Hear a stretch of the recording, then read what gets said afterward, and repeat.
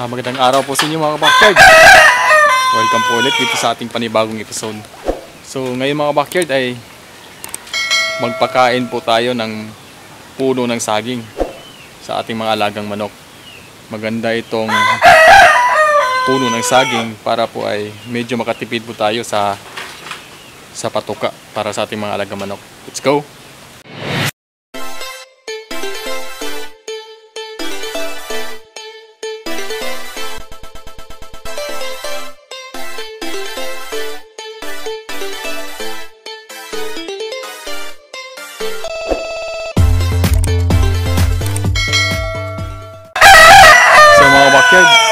Ito po yung puno ng saging. Ito po yung i-chop natin mamaya para ipakain natin sa ating mga alagang manok. Actually kanina ay sinimula na po nilang kainin itong dahon. Tingnan niyo po, wala na pong dahon itong iba.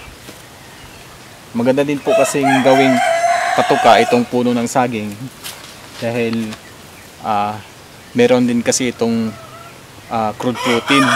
Actually ay mababa lang po yung crude protein nito, around nasa mga 7 to 8% lang po. Tsaka meron din po itong crude fiber na nasa 15% siguro.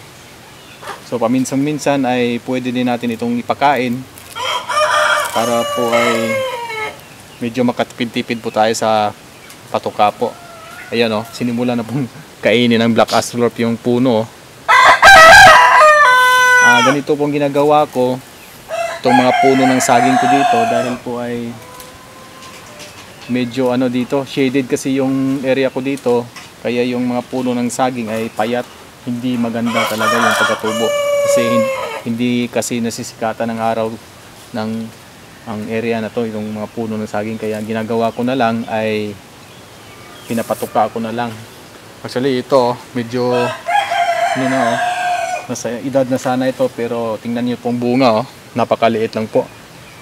Kaya para lang talaga ito sa mga manok. So ang gawin po natin ito ay i-chop po natin ito ng pino para maihalo natin sa patuka nila. So chop po natin. So yan, ito po yung mga puno ng saging na kinuha natin kanina. Bale, binalatan ko po sila at ito pong nasa gitna, ito po yung gawin nating pagkain ng manok.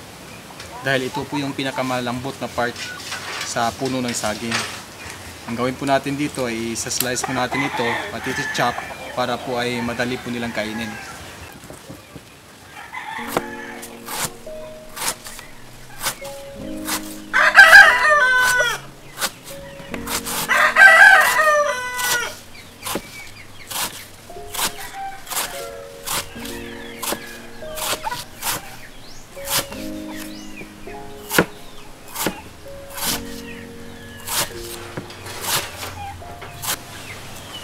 Kailangan matalim po yung kutsilyo natin mga kabakyard para po hindi tayo masugatan.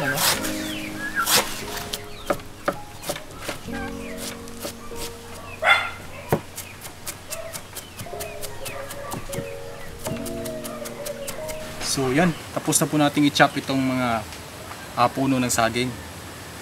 Kunti lang din naman yung mga manok natin, kaya kunti lang po yung kailangan natin. Ito namang natira ay pwede pa ito bukas. So ito ay i-mix po natin ito sa mga commercial feeds tsaka yung mga fermented leaves natin. So let's go. So mga backyard, ito po ay commercial feeds po ito.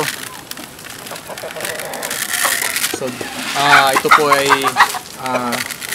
Galimax 2000 pellets po. Ito naman po ay po yung fermented na kangkong natin. Fermented na mga dahon ng kangkong, madidiagwa, tsaka yung mga dahon ng kamote. Fermented na po ito, malambot na po ang mga steam ng gugulo ng mga manok natin. Ito kasi tayo sa loob ng mga manok natin. Gutom na sila. Medyo alas 4 na kasi ngayon. So meron po itong probiotics tsaka molasses. So ihalo po natin ito. Ang gugulo ng mga manok natin, mga backyard. Talagang gutom na sila. So bilisan lang po natin. Kasi na ba yun? Ito. So ihalo po natin ito. Meron po itong probiotics. Kaya maganda ito tsaka molasses. Ito. Yung tubig na to ay meron itong probiotics. Kaya ito yung magiging silbi tubig natin. Ang gugulo ng mga manok natin, mga bakit.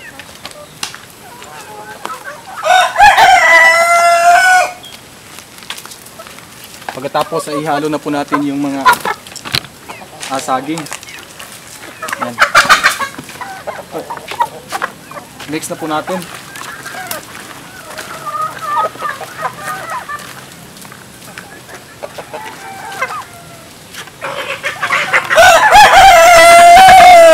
Gutom na sila. Kaya pakain na po natin ito, mga backyard, kasi medyo tagalan kasi tayo eh. So, pagka ganito, kapag nagpapakain po tayo ng mga organic, ay talagang sasamahan po talaga natin ng mga commercial feeds, dahil mababa po kasi ang crude protein ng mga organic. Itong tulad ng itong puno ng saging, mababa lang po yung crude protein nito. Nasa 8% lang, 8 to 9% lang siguro yung crude protein. Tapos yung mataas dito ay yun lang pong crude fiber po, na aabot po ng mga siguro mga 37%. Kapag nagpapakain po tayo ng mga puro lang po na organic, ay maganda lang po yun para po ay sa parang snack po nila. Mas maganda po talaga yung azula. Mas maganda po talaga yung pakain kasi mataas po yung crude protein nun. Kapag po ay puro po organic po tulad ng po nito, ay pwede pong pumayat yung ating mga alagang manok. Babagsak po talaga yung timbang nila. Kaya po ay talaga pong i-mix po talaga natin sa mga commercial feeds.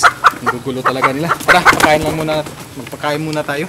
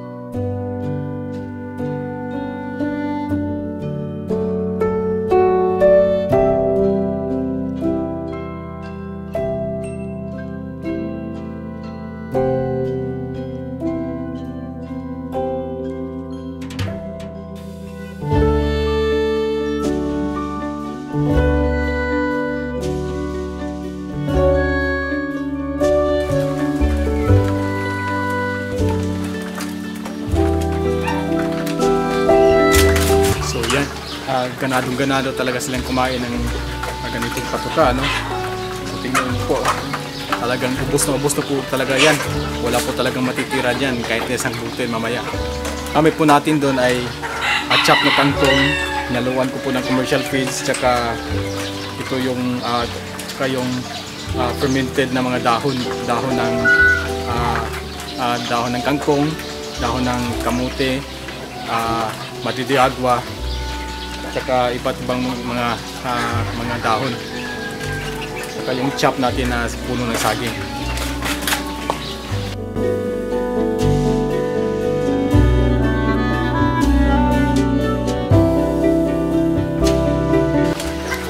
So yan mga kamakyay, hanggang dito na lang po video natin. Sana po ay may natutunan kayo sa video na to. At sana po ay nagustuhan niyo pong video na to. Kung nagustuhan niyo pong video na to, paki-like, share, subscribe na po. Para po ay gaganapan po tayong gumawa ng panibagong video. So, paalam na muna mga kabakid. Dahil, parang mga baboy kung kumain itong mga manok natin. So, hanggang sa muli, paalam na muna.